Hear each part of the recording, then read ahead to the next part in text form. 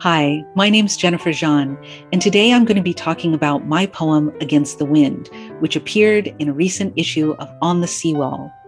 I'm providing you, if you're watching this on YouTube, with a link in the description below if you want to check out the text or any of the other fantastic essays, reviews, poems, and short stories that appear on the Seawall. I want to focus today on how and when the narrative voice or persona appears in this poem. And I've been thinking about this a lot lately in general, but also because I'm about to, and I am in the middle of preparing for a class called The Poet in the Poem, which I'll be teaching at the Hudson Valley Writers Center on March 27th at 12:30 p.m. And you're all more than welcome to register as the time of this recording. There are several spaces still open, and I would love to see you all there and talk about the poem, or let's say the persona in the poem, which I'm going to talk about today with Against the Wind. And I just want you all to know that I often make videos like this about my own poems, parsing them, taking them apart. And I post them up on my Patreon page, which is a great resource for people like all of you, because I'm assuming you're a writer if you're watching this, for all of you who are doing the hard work of making your poems into their best selves. And the Patreon page is Jennifer Jean Writer. And I look forward to seeing you all in that community as well. So what we're going to do right now is I'll read the poem, analyze it, and talk about the poet in the poem or persona in the poem. And then I'll give a writing prompt that's going to be amazing at the end of all of that. Let's get started. Against the wind. All horses and homeless folk go to the beach when fires rip through California canyons. They run through surf against the wind, away from the flame of the night. When the choke smoke dies, they canter home to campfire stones, tent poles, push carts, hoof brush wire, salt block racks, and spoons, the flats of certain spatulas. Not everything unnatural is gone. In the fortified Getty Museum, St. Martin dividing his cloak with a beggar, the piebald horse, and Van Gogh's irises are safe too. Sometimes I feel less than a work of art, like a horse awash in a wave not ablaze, like I'm home free when the ash is thick on ground I've slept on for months. Sometimes I wait for miles of asters, blue dicks, and desert pincushions for an after-fire super bloom to feel useful, created, though I know that's as unwise as a California breeze after a decade of drought. All right, so quick side note, yes, I was thinking about Bob Seger's Against the Wind album cover. When I wrote this poem, I reference horses running, and that's what you see on that album cover. And as well, that song Against the Wind and that album, I have to say, and Seeger himself was, not the person, just the artist, was a seminal part of my childhood growing up in Los Angeles. And his songs, even though he's Mr. Detroit, really are wrapped up in the 70s and 80s of Los Angeles. So yeah, felt very fitting to have that be part of this poem. However, that part of the poem, you'll notice the whole first 2/3 of the poem, I haven't highlighted it. And when I do these videos, I highlight what I'm going to talk about. Makes sense, right? So why haven't I highlighted that? Well, as I said earlier, I wanted to talk about the poet or persona appearing in the poem. And the poet, myself, and my persona do not appear in the first 2/3 at all. There is no I, there's no sense that the speaker is anything but an omniscient narrator, just talking about something that the omniscient narrator happens to know about, some kind of observation in a poetic voice. I'm not going to say I wasn't trying or being poetic in any way and using craft elements throughout these portions of the poem, the first 2/3, but it's entirely absent. What we get here is an observation of what happens during fires, and I think it's interesting. And I just remember when I was writing this, I was writing this poem as part of a longer series, the Pacific Poem Eco Poem series, which is very much tied up not just in the eco portion of things, but in the relationship that my family, which was experiencing poverty when I was growing up, and how we related to nature in that time of our lives when we were not fully materially fulfilled.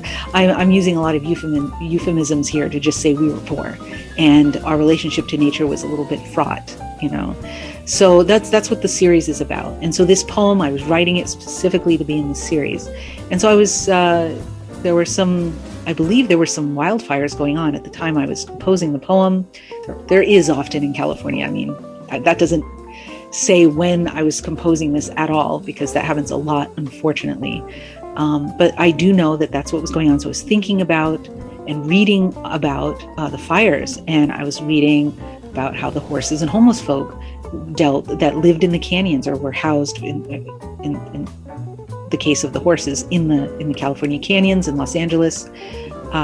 What they would do during the fire, they would go to the ocean. Okay, so then I also was reading articles about the Getty, and I say it's fortified. It really, in recent years, they don't have time to get all those artworks out, and so they've created a really ingenious system to protect all those works of art. So I was writing about that, and I remember this is one of the few times where the way the poem turns out matches the process of composition, which is I was just being an observer.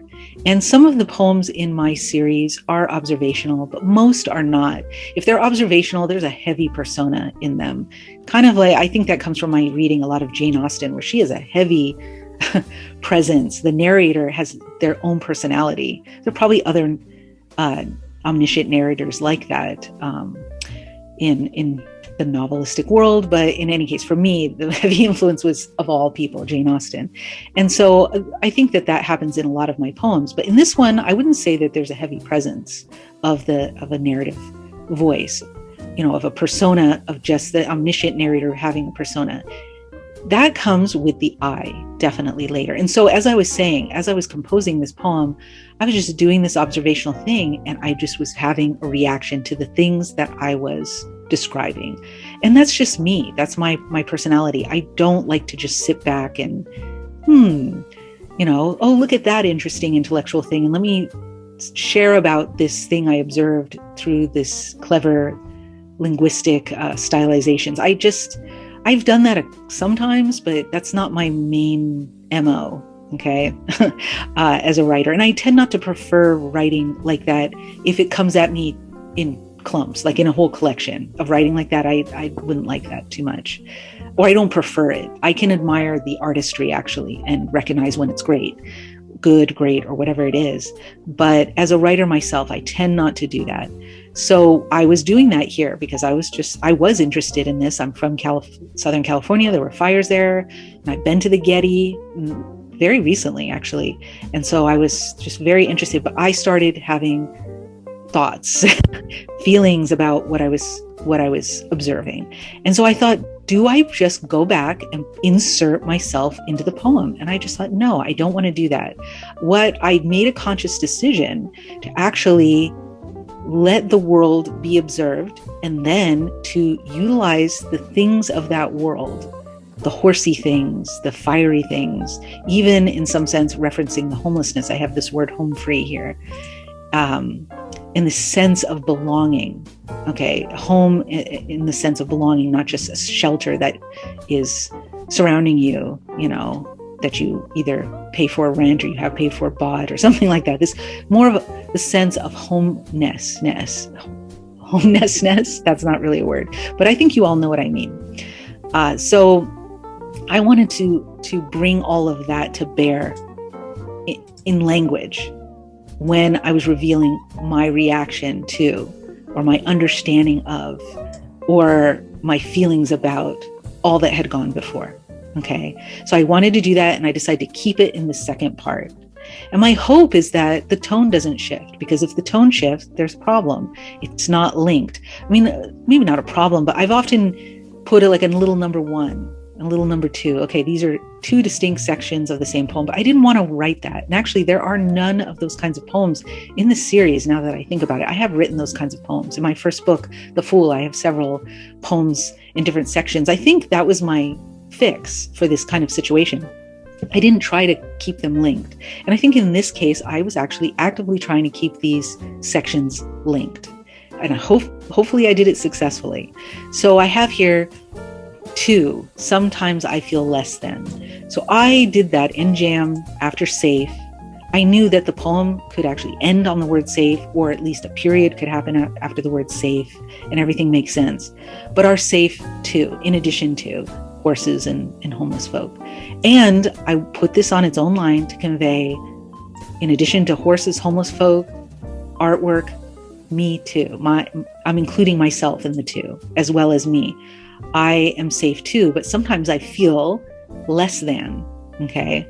So that's something that I decided to start off with pondering about in regards to a work of art. So I feel less than a work of art. So for me, this is like, I don't know how the reader can get this, but I believe in a creator. So I believe that all humanity, all the things in the universe, cosmos, have been created by a creator. So to me, this has these 2 lines resonate with that in mind. So I feel less than I'm a created being, and I bring that up later in the third to last line, being a created being. I feel like I don't belong to that. So that has a certain kind of resonance if you look at it like that. But even if you don't believe in a creator, I think that these lines can resonate because as humans, sometimes we're not as protected as, let's say, Van Gogh's millions and millions of dollars worth artwork. I feel like I'm less than this work of art. I'm not worth millions and millions of dollars. And I'm sure the same with the horses and homeless folk. So I feel like a horse awash. I'm using that language from the section above. I feel like I'm safe is what I'm trying to say here. A horse awash in a wave, not a blaze. So I'm okay, but I'm okay by virtue of being lucky to be near nature, something natural, not anything that's fortified or constructed around me to save me. I'm just part of nature, and nature is what's going to save me. And then here again, I'm home free. That's what home free means, as you well know. Safe. I'm safe when the ash is thick on ground I've slept on for months. So this is like using the analogy. I feel like this. I feel like I'm safe because the disaster that hit, what I thought was a disaster, my homelessness, didn't get me, and I'm actually happy to be home free. I'm safe, I didn't lose much. When you don't have much, I think that's another kind of California-centric song. Is that in Desperado? I don't know. But if you don't have much to lose, it's on the tip of my tongue. If you don't have much to lose, then you haven't lost much, at all. So that's kind of in there. And this is just what I was feeling when I was thinking about this observation, about the nature of how humans treat works of art. Are we works of art? In what sense are we works of art? If you're coming from the creator point of view, if you're not, and this also this aspect of a disaster. How can you feel lucky when disaster has struck? And that's actually really a core part of the Pacific. And I want, when the book is published, to open the book with a excerpt from a very long poem by Brenda Hillman, where she talks about that. She talks about disaster striking and feeling gratitude and what that means. Okay, so this is all a section of it's talking about the super bloom. These are how do I say it? Fire follower flowers. And I just could have chosen from a gajillion of them, or I did choose from a gajillion of them.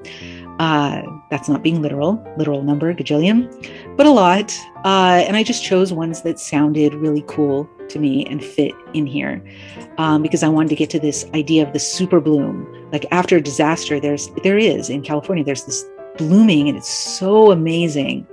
And it's this renewal of nature, and I wait for this renewal of nature after this. That's what I'm saying. The persona, let's say, is saying this. I wait for this super bloom to feel useful, created. I'm there to view. That's my purpose. I'm useful. I'm useful in that I'm viewing this work of art that's occurring, this naturalistic work of art that's occurring, without me being there. I'm part of the nature. That's my purpose.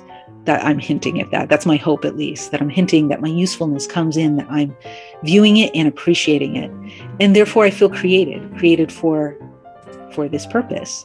Though I know that's as unwise. So sometimes it's sometimes unwise to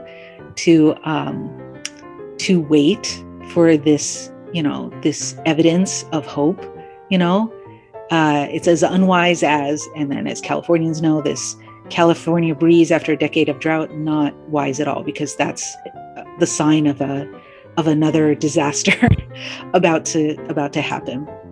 Okay, and I highlighted this drought aspect also because my hope is to hint at the fact that what's missing isn't water, actually, which is interesting because the horses and homeless folk are running through water, and that's what's saving them.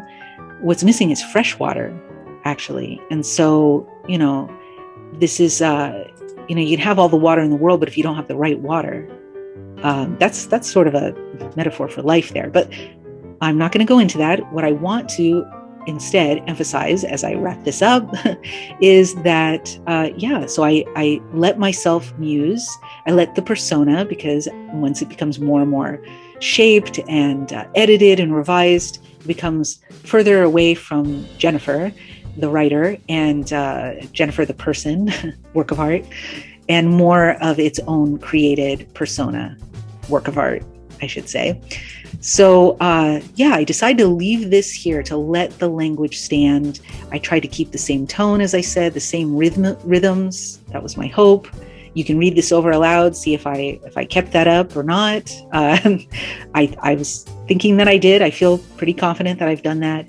And I decided to keep that in there because it's also like this disaster happens and then this sudden bloom happens. It's sort of a super bloom, one could say. It just pops up out of the ground after a thing happens, after a disaster happens. So I was also hoping that would be apparent. And these kinds of things are important, I think, for writers to justify their turns of phrase or whatever they decide to do in a poem, especially when it's not so usual, to bring in the I 2/3 of the way through. Not a very usual thing. It's good to justify it through the content of the poem. And that's why I said, sort of half jokingly, but I think it fits, that the I blooms up suddenly after the disaster happens, because the disaster happened up in the first 2/3. Okay?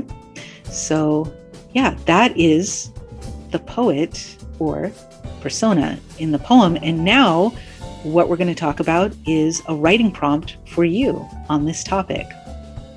But first, if you're watching this on YouTube, please take time now to hit the subscribe button and the notification bell. Below, in the description section of this video, you can find links to my Patreon, as I've said, but also to my Twitter, Instagram, website. If you're on Instagram looking at this video, there are links in my bio to all these things. All my exclusive poetry and creative community related content is available, as I've said, to my Patreon patrons. So definitely look me up there. I'd love to see you in that community. Okay, so now it's time for the writing prompt. Let's get started.